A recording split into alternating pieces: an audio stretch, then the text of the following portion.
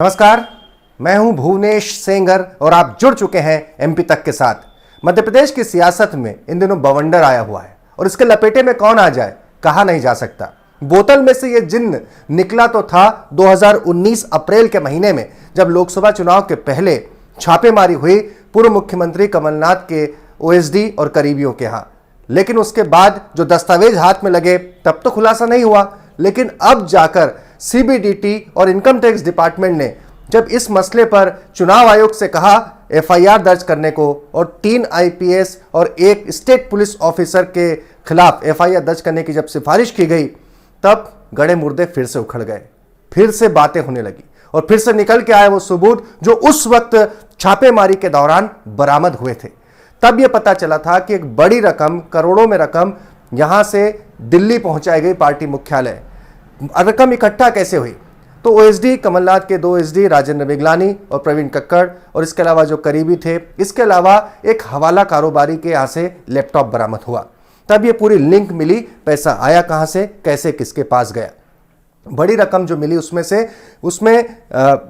विभागों के नाम थे, बाकायदा विभागों के नाम थे, जिसमें परिवहन विभाग के नाम के आगे बड़ी रकम दर्ज थी, महिला बाल विकास विभाग के आगे बड़ी रकम थी, स्वास्थ्य विभाग के नाम के आगे दर्ज थी। अब आप सोचिए उस वक्त के परिवहन मंत्री कौन थे।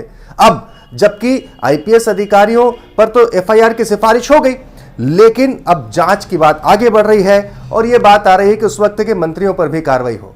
अब सोचिए पेच यहां पर फंसा है सियासी। उस वक्त परिवहन मंत्री थे गोविंद सिंह, जो कि शिवराज सरकार में भी और अभी मिनिस्टर इन वेटिंग।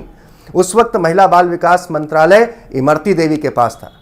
खुद विश्वास सारंग वर्तमान में इल्जाम लगा रहे पोषण घोटाले का, लेकिन तब यह विभाग भी सिंधिया समर्थक मंत्री के पास था। तो अब सवाल यह उठ रहा है कि क्या सिंधिया समर्थक मंत्री और नेता इस जांच के लपेटे में आने वाले हैं? यह एक बड़ा सवाल है। यह बड़ा सवाल इसलिए भी है क्योंकि जो सिंधिया समर्थक मंत्री थे वही अब इस सरकार में भी मंत्री हैं या मंत्री बनने वाले हैं। प्रद्युम्न सिंह तोमर की बात करें, तमाम नाम हैं। ये नाम, इसके अलावा कांग्रेस के कई नेताओं के भी नाम उस हवाला कारोबारी से जो लैपटॉप मिला उसमें दर्ज है। जो कांग्रेस में उन्हें फर्क नहीं पड़ेगा सियासी तौर पर, लेकिन वो सिंधिया समर्थक या वो उस वक्त के कांग्रेसी विधायक, एमएलए, मंत्री जो अब बीजेपी में आ चुके हैं, उनका क्या होगा? एक तरफ वीडी शर्मा कह रहे हैं कानून अपना काम करेगा, एक तरफ नरोत्तम मिश्रा कह रहे हैं कोई नहीं बचेगा। ऐसे में ये पूरा मसला सरकार के लिए गले की हड्डी बन गया है, जो न निगलते बनेगा न उगलते बनेगा। तमाम खबरों के लिए बने रहिए हमारे साथ, देखते रहिए एमपी तक।